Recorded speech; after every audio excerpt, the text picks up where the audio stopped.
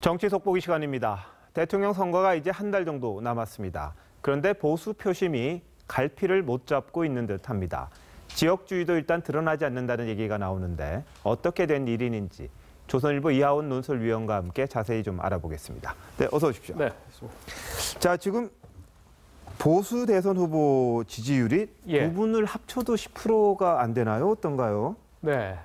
오늘 아침에 없다는 거죠. 네. 예, 오늘 아침에 조선일보사가 칸타퍼블릭이라는 여론조사에 의뢰해서 나온 수치가 어떻게 보면 여전히 보수 유권자들에게 좀 충격적인데 자유한국당의 홍준표 후보 같은 경우가 7.2%. 네, 이거군요, 지금. 예, 네. 그렇죠.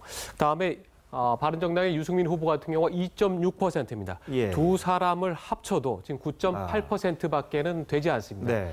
그런데 문제는 이 여론조사뿐만 아니라 다른 여론조사에서도 대략 비슷하게 10%를 약간 넘거나 또는 못 넘거나 이런 상태에 있어서 당장 이 보수 유권자층에서는 아니 15%라도 두 사람이 좀 합쳐서 넘어야 되는 거 아니냐 이런 얘기가 나오는데 근데 이제 보수 유권자들의 정서를 가장 잘 읽을 수 있는 곳이 어디냐 이런 얘기를 하는 게 이제 TK 지역이지 않습니까?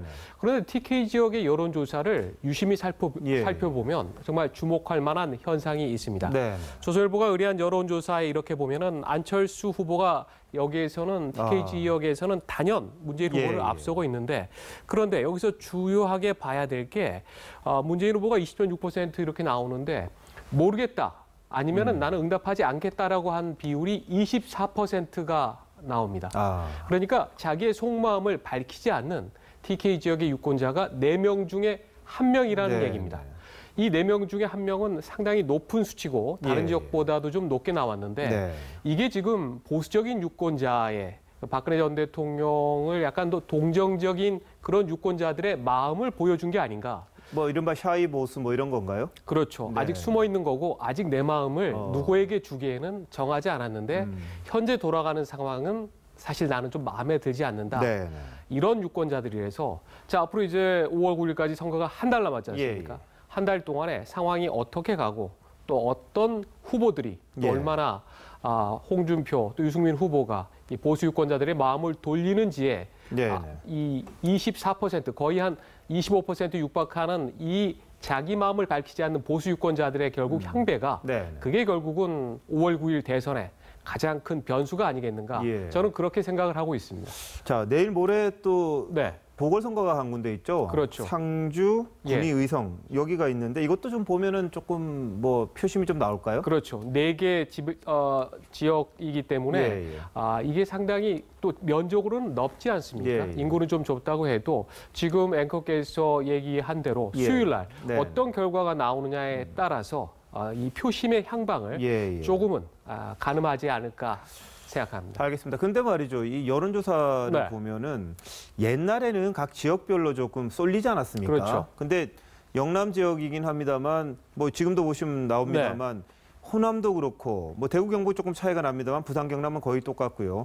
이 지역적으로 크게 몰리는 경향이 안 보입니다. 이게 지역색이 좀 옅어졌다고 봐야 되나요? 그렇죠. 5월 9일 대선에 여러 가지 특징이 하나 있는데 지금 이 여론조사가 보여주듯이 약간 다행스럽게도 이 두 개의 그 막대표가 이 대구 경북을 좀 빼고는 크게 차이가 안 나고 있거든요. 이게 좀 안철수 문재인 두 후보 간의 차이죠? 그렇죠. 저 녹색은 안철수 후보고 약간 파란색이 이제 문재인 후보인데 그래서 이게 사실 그동안 지역주의가 상당히 그동안 워낙 많이 지역주의가 문제점으로 지적되었기 때문에 이번 대회에서는 지역주의가 좀 옅어지는 측면이 있다는 게 분명히 하나는 있는 것 같고요. 그리고 또 다행스럽게도 어떻게 보면 양강을 형성하고 있는 두 후보가 부산 출신인데 부산의 명문고인 경남고와 또 부산고 출신인데 그런데 이 주변 사람들 얘기를 들어보면 평소 그렇게 지역색이랄까 아니면은 이 고등학교 이 선후배들을 그렇게 잘 챙긴 분들은 아닙니다. 예를 들어서 문재인 후보 같은 경우도 지금 캠프에 보면